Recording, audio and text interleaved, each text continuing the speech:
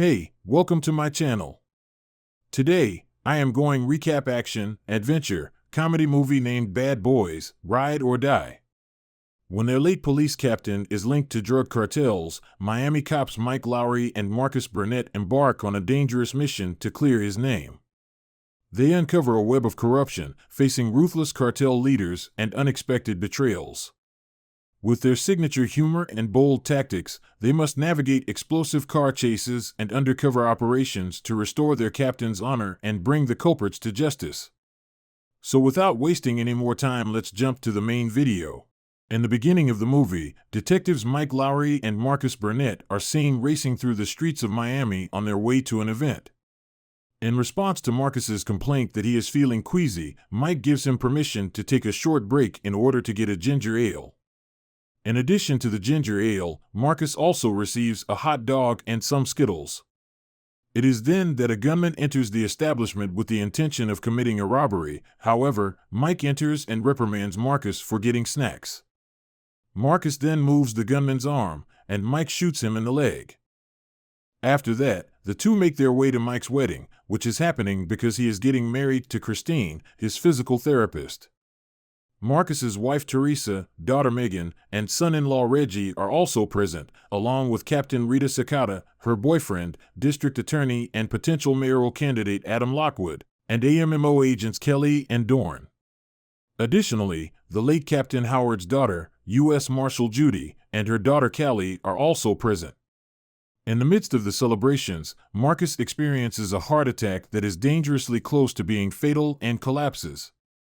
While Marcus's friends and family are calling for assistance, he sees himself standing on the beach next to Howard, who is positioned next to a tree. Marcus is approached by him, and he informs him that it is not his time. Marcus awakens in the hospital after a couple of weeks, during which time he has gained a newfound appreciation for life and a false belief of confidence regarding his own mortality. When he gets back to his house, Mike, Christine, and the rest of his family are all celebrating his return.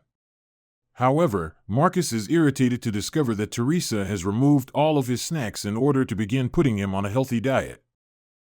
At a different location in Miami, a former Drug Enforcement Administration officer by the name of James McGrath meets with a cartel banker and instructs him to transfer funds to an account that is in the name of Captain Howard. Following the completion of the procedure, McGrath instructs one of his goons to shoot the bodyguard of the banker. He then instructs the girlfriend of the banker to hand over the gun so that she can shoot the banker and then herself. Almost immediately, it is reported that Howard is being posthumously framed for collaborating with cartels following his death. When Mike and Marcus arrive at the station, they are going to confront the higher-ups who are of the opinion that Howard was corrupt. Judy arrives at the scene in an effort to get herself involved in the investigation, and she also makes a solemn promise to Mike that she will kill Armando in retribution for the fact that he was responsible for the death of her father. After some time has passed, Mike and Marcus pay Armando a visit in prison, where they learn that Howard was singled out for violence after his earlier victims were eliminated as a result of the work he had done against the cartels.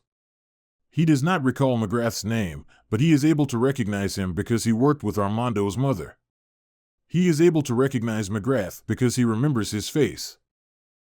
McGrath and his henchmen are making an effort to carry on with their work. However, as soon as they make an attempt to access Howard's accounts, they set off a failsafe that causes video messages to be sent to Mike and Marcus from Howard.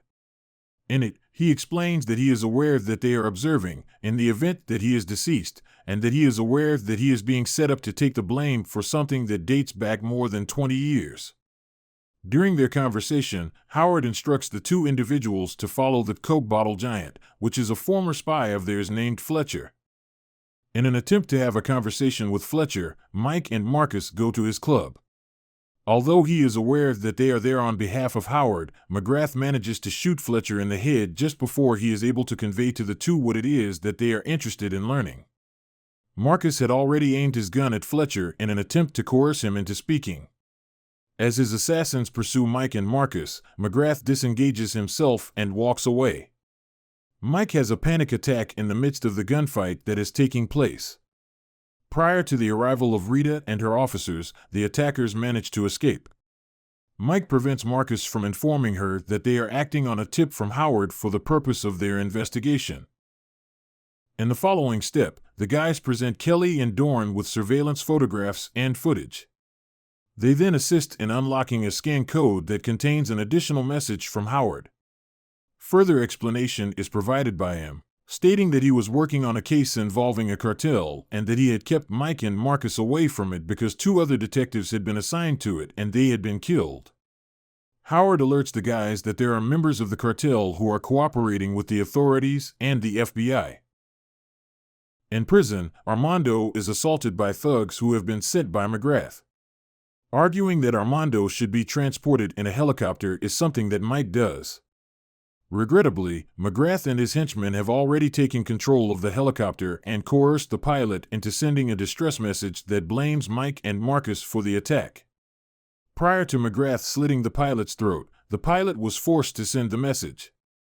As McGrath and a few of his companions make their getaway, he abandons the helicopter and goes down. Mike and Marcus engage in combat with the remaining individuals while simultaneously attempting to prevent Armando from escaping from the open hatchback. Armando assists them in making a parachute landing into a lake after they have successfully freed him. Following the authorities' investigation of the crash site and receipt of the distress message, Mike, Marcus, and Armando are all designated as wanted fugitives. Additionally, McGrath places a large bounty on their heads and distributes it to every gangster in Miami looking for them. Marcus sees this as a good opportunity for Mike to bond with his son, but neither of them is interested in connecting with each other and just wants to get their names cleared. Mike and Marcus follow Armando as he teaches them how to be on the run. When they arrive at a trailer park, they make an attempt to steal clothes from several rednecks. However, they are caught and held at gunpoint until Armando hotwires a truck and gets them out of the trailer park. Following the journey back into Miami, the truck experiences a breakdown. In exchange for firearms, clothing, and a vehicle, Mike makes a phone call to a contact named Tabitha and indicates that he is willing to meet at her club. When they arrive, Tabitha acts as if she is going to assist them, but in reality, she is just stalling in order to bring in additional criminals so that they can bring the 3 out for the bounty. During the moment that they are being taken outside, rival gangsters arrive to shoot the gangsters who are holding them captive. Among those who are shooting are Manny the Butcher, who is seeking revenge on Mike for breaking his hand with a meat hammer. The guys board a van and crush Manny into another car, and then they hit him with a Molotov cocktail. Manny's ambitions are short-lived because of this. Armando is being pursued by Judy, who also attempts to fire at him. The 3 individuals drive away and shoot at the gangsters who are approaching. After that, the 3 individuals leap out of the van as the engine catches fire and starts to explode. When Mike, Marcus, and Armando arrive at Dorn's residence, they discover that he is involved in a covert relationship with Kelly. They are shocked to learn this information. Despite the fact that they are not particularly pleased about assisting Armando, they have agreed to assist Mike and Marcus in sifting through a large amount of evidence in order to assist Armando in identifying McGrath. After discovering him on surveillance footage, they were eventually able to make their way wherever they needed to go. During the course of Dorn's investigation into McGrath's past, he discovers that he and his team were held captive by the cartel, and that McGrath eventually surrendered them after being subjected to torture, leaving him as the sole survivor. When Mike gets in touch with Rita, he informs her about McGrath. After a few moments, the guys discover, through Dorn's security cameras installed in both of their homes, that McGrath has dispatched individuals to retrieve Christine, in addition to Marcus's personal family. During the time that Mike is attempting to get in touch with Christine, Marcus is in communication with Reggie and informs him about the impending danger. While he is grabbing his gun and putting his combat skills to good use, Reggie manages to eliminate 15 thugs and ensures that the family remains safe. He does this while ensuring that Teresa, Megan, and little Marcus are hidden away. During this time, Christine receives a visit from Callie, who had intended to offer assistance in demonstrating that Mike and Marcus are innocent. However, McGrath's goons have already taken possession of the building. In the event that Mike is willing to hand over Armando and all of Howard's evidence, McGrath will make contact with him and inform him that he will get back Christine and Callie without any harm. Despite the fact that Armando is willing to turn himself in, Mike has another idea because he is aware of the person who has been providing McGrath with information regarding all of their whereabouts. Even though Rita is with Lockwood, Mike calls her once more to inform her of the situation. After she informs him that she is going to the station, he is adamant about accompanying her there. Rita verifies that Lockwood is collaborating with McGrath as they leave the elevator and continue their descent. Unfortunately, Kelly and Dorn arrive just in time to stop Lockwood's attempt to kill her, and they are successful in doing so. They convince Lockwood to talk for a sufficient amount of time and give up his reason for scanning his voice. They then have Mike set up a call pretending to be Lockwood to McGrath in order to meet up with him. In the present moment, Mike conveys to Marcus, Armando, Rita, Kelly, and Dorn that they are the only individuals in whom each other can place their trust. The protagonists make plans to meet the antagonists at a former alligator park that is rumored to be the habitat of a massive albino alligator by the name of Duke. They have a plane come to take McGrath out with Christine and Callie, but while Mike is in the process of shooting McGrath, he begins to experience another panic attack and fears that he might hit Christine. Following this, the alligators in the water begin to approach Armando's location, which provides McGrath with a hint that someone is in the adjacent vicinity. Armando fires at him before he falls into the water and is consumed by the alligators. This occurs before any of the goons have a chance to spot him. During the time that Lockwood is attempting to flee, Mike is pursuing McGrath and Christine. The other individuals are involved in a gun battle with McGrath's cohorts.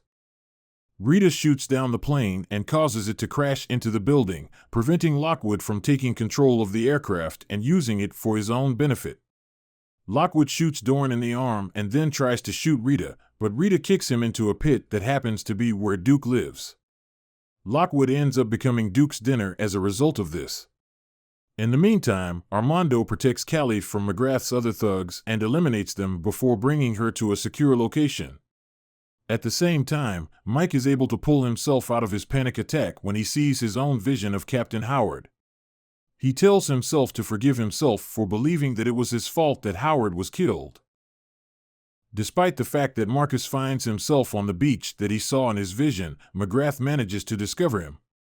As soon as Mike reaches them, McGrath gives him the order to choose between Marcus and Christine and to end their lives. After pumping McGrath full of lead and finally blowing his brains out, Mike shoots Marcus in his vest in order to get a clear shot at McGrath. Following this, Judy locates Armando and makes preparations to execute him. However, Callie intervenes and informs Judy that he is the one who successfully saved her life. Judy gives in and allows Armando to leave, and Mike assists Armando in locating a way to escape the situation.